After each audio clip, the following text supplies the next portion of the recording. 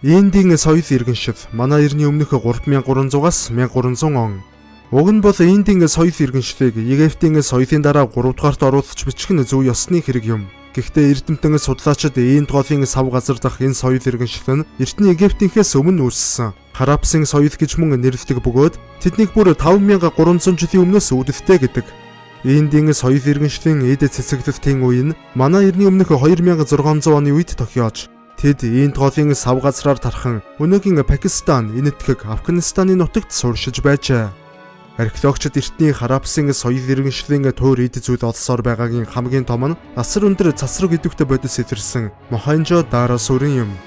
Мохенжо-Дарог судалж үзсэн шинжээчид уг сууринг цөмийн дайны улмаас сүрсэн хэмээн итгэхийн аргагүй таамаг дэвшүүлсэн байна.